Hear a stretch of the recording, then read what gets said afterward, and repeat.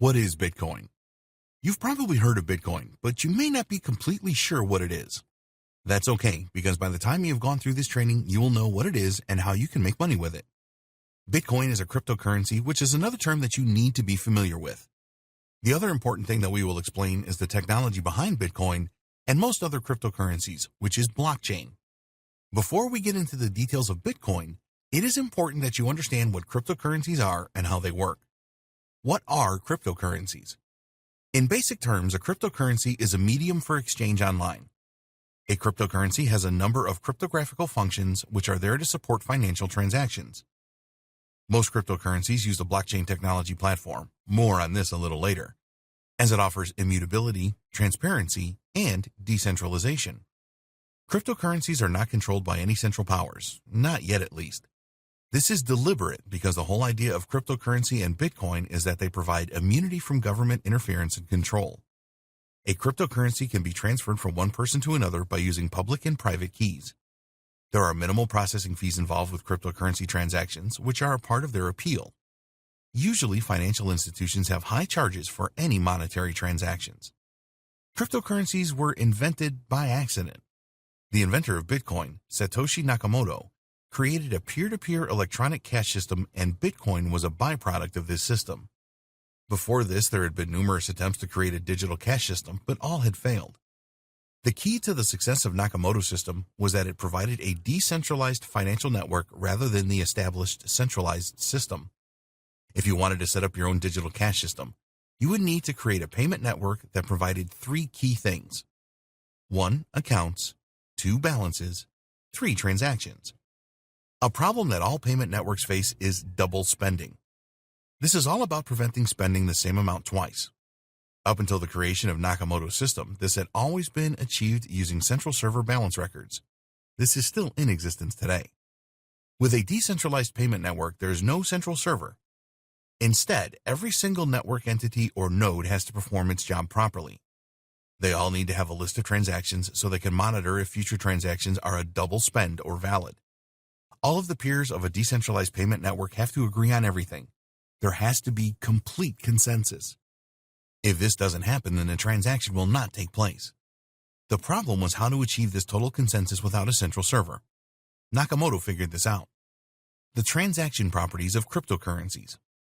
In order for a cryptocurrency system to work effectively, there has to be a number of properties in place. These are immutable. After a cryptocurrency transaction is confirmed, then it cannot be changed. Nobody in the world can change a cryptocurrency transaction, not even presidents or monarchs. It is an immutable record. Basically, if you send money to someone else, that's it. There is no turning back. So if you make a mistake or get scammed, then you are stuck with the situation. You do not have the opportunity to reverse the transaction. Pseudonyms. Cryptocurrency accounts and transactions have no connection to real-world identities. You will receive a Bitcoin on an address which is a randomly seeming chain of about 30 characters. You can analyze the transaction flow, but you can't usually connect the transaction to a real person through the address. Global transactions at speed. It doesn't take long to propagate transactions and confirm them. Usually, this all takes place in minutes. The network for cryptocurrency transactions is global, so it doesn't matter where the transaction originates and terminates. High security. The highest levels of transaction security are essential for a cryptocurrency network, and to this end, all funds are locked in a public key cryptography system. Only someone that has a private key can send cryptocurrency. This makes the system extremely secure. No permissions. A cryptocurrency system is a permissionless system. You do not require the permission of anyone or any authority to make a cryptocurrency transaction. There's no gatekeeper with a cryptocurrency system. The monetary properties of cryptocurrency. Now you know the transaction properties of cryptocurrency, you need to understand the monetary properties. These are: there is a controlled supply. Most cryptocurrencies have a limit on the number of tokens supplied. Taking Bitcoin as an example, there will be a decrease of supply over time, and experts estimate that the final number of Bitcoin tokens will happen around 2140. Experts say that only 21 million Bitcoins will be the limit. To control the supply of cryptocurrency tokens, a schedule is written in the underlying code. Using this code, you can approximately calculate today the monetary supply of a cryptocurrency for any given future date. bearer, not debt. With conventional or fiat money underwritten by a government, the bank account you hold is created by debt. All of the entries in your accounts are debts. It is really an IOU system. A cryptocurrency is not a debt. There has been a lot of controversy over the launch of cryptocurrencies because they are a direct attack on the monetary policy of most nations. Governments or central banks cannot change cryptocurrencies. Therefore, they are immune to inflation and deflation caused by the manipulation of the monetary supply. What is Bitcoin? Bitcoin is a cryptocurrency and a virtual type of money. It's really like having an online version of money or cash. You can use Bitcoin to purchase products and services, and more vendors are accepting Bitcoin as a form of payment these days. Some countries feel very threatened by Bitcoin and have banned it completely. There are no physical Bitcoin tokens.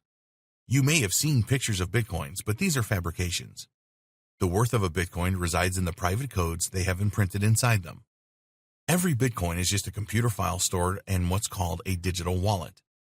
We will discuss digital wallets in more detail in a later video. If you have a digital wallet, then other people can send you Bitcoins or fractions of them.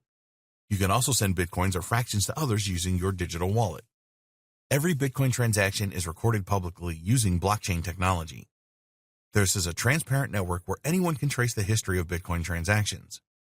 All records in the blockchain are immutable, meaning that you cannot copy transactions, change the number of Bitcoins owned, or use Bitcoins that you don't own. There are several ways that you can purchase Bitcoins, including you can purchase them using your native currency through a cryptocurrency exchange. You can sell products and services in exchange for Bitcoins. You can use a Bitcoin ATM. You can mine Bitcoins. The practice of mining Bitcoins has been going on for a while. In order to do this, you will need high-end computer equipment and lots of it. These computers perform complex algorithms to guess secret codes. If your computers guess right, you get Bitcoins as a reward. We will not be recommending mining as a way of obtaining Bitcoins in this training. There are only a limited number of Bitcoins, so the process of mining is now incredibly complex. You could spend years mining for Bitcoin and spend a great deal of money on computer equipment and electricity costs without earning any Bitcoins. You may be wondering why Bitcoins are so valuable. When Bitcoin first started, it had no value, but in 5 years, a single Bitcoin was worth around $1,000. At the time of creating this training, a Bitcoin is worth around $8,000. Why this jump? Well, there are a number of other things in life that have value. Diamonds and gold are a good example. Bitcoins have value because people are willing to trade them for real products and services and also buy them for cash. People like the idea that any governments or central banks do not control Bitcoins. They also like the fact that Bitcoin transactions are pretty anonymous. Yes, there is a record of all Bitcoin transactions, but very few include real-world identities.